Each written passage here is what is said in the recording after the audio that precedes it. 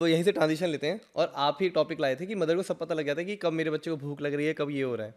But इससे इमरान जी क्या होता है ना कि सारे पेरेंट्स को लगता है कि जब भी बच्चा रो रहा है तो वो भूख के लिए ही रो रहा है। हाँ, वेरी नाइस क्वेश्चन यार। जी बिल्कुल। सबको लगता है कि भूख के लिए रो रहा है, और हाँ दूसरा लगता है कि पेट दर्द। ये हाँ, दो ही चीज आते हैं दिमाग में लोगों के, करेक्ट। लोगों के।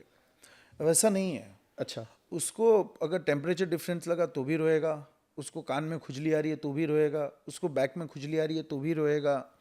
ठीक है। हाँ। वो पी करने से पहले भी रोता है, उनको सेंसेशन आते हैं अच्छा। तो रोने के बहुत सारे रीज़न हैं।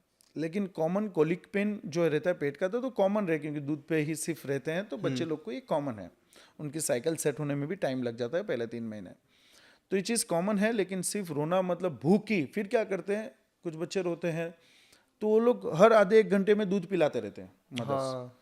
और खुद भी मदर भी थक जाते हैं, और बच्चे को भी ओवरफीड होता है, फिर वो उल्टी करते हैं। अच्छा। ठीक है। फिर कंप्लेन आती है कि सर उल्टी भी कर रहे हैं, बहुत उल्टी कर रहे हैं। मैं बोला हाँ। यार वेट भी तो डबल बढ़ रहा है, तो वेट कैसे बढ़ रहा है बच्चा उल्टी? मतलब आप ओवर फीड कर रहे हो।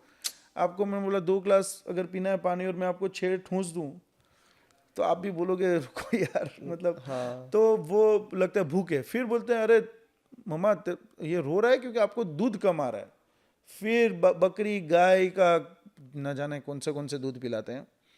ये सारी चीज़ें दिक्कतें पैदा कर देती है बच्चों में। तो आप डॉक्टर को कंसल्ट करिए, अगर उसका वेट गेन प्रॉपर हो रहा है, डॉक्टर देख के अगर एग्जामिन कर रहे हैं कि सब कुछ सही है, तो फिर आपको ये चिंता नहीं करनी कि इसको मिल्क कम आ रहा है या भूख ही कारण है ऑप्शन रोने है, का। हाँ। बहुत सारे कारण हो सकते हैं।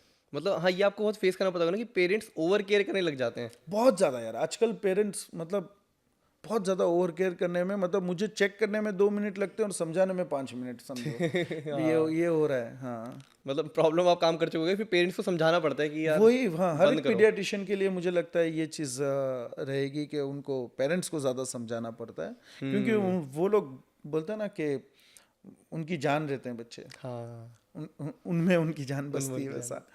तो वो लोग चाहते हैं कि मैं उनको और दिलासा दूं। ठीक है, एक बार ठीक, कई बार हमें सुनना रहता है, राइट? हाँ। ठीक है ना सर, ऐसा। हाँ। वो बोलेंगे ठीक है, फिर भी हम 10 बार सुनना चाहते हैं जब तक। फिर पूछेंगे। हाँ, क्योंकि उनको सेटिस्फेक्शन मिलना चाहिए। वो लोग डरे हुए रहते हैं कि बच्चों को कुछ ना हो जाए, इसलिए उनमें उनकी भी गलती नहीं है। उनकी भी गलती नहीं है। इसके अलावा और क्या रीज़न होता है जब बच्चा बड़ा होता है तो वो और क्या क्या चीज़ें फेस करता है जो उसे डिस्टर्ब करती हैं अक्सर? जैसे बॉडी, कुछ बैक एक होता है, कभी दाढ़ आती है, हम सुनते हैं वहाँ पे हाँ, खुजली अब होती है। टीथिंग माउथिंग एक प्रोसेस रहता है जिसमें उनको इरिटेशन होती है, जब खुजली टीथ्स आती है। आते हैं। टीथ्स आने से पहले भी, टीथ्स 6 महीने के बाद आते हैं, लेकिन उसके पहले का जो प्रोसेस रहता है वो थोड़ा चिड़चिड़ापन बच्चों में रहता है। उसकी वजह से ईयर पेन होना, या यहाँ पे भी उसको खुजली आना, दर्द करना, अच्छा। शायद हेडेक भी होता है।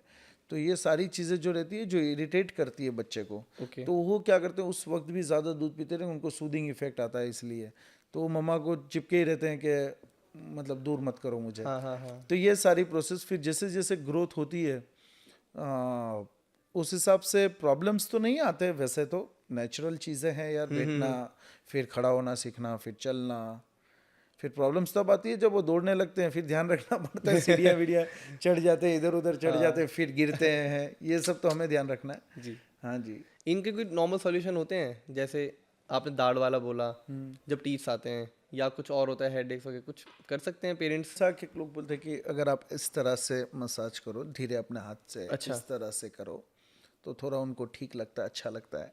छोटे बेबीज़ को? हाँ, छोटे बेबीज़ को। क्योंकि हमने ब्रेस्ट फीडिंग की बात करी, खिलाने पिलाने की बात करी, तो वैसे सही अमाउंट ऑफ फीडिंग है क्या? कैसे, मतलब फिर नेचुरली कुछ पता, कुछ होते हैं बेंचमार्क कि अगर 2 महीने का बच्चा है तो उसे इतने टाइम में इतना खिलाओ?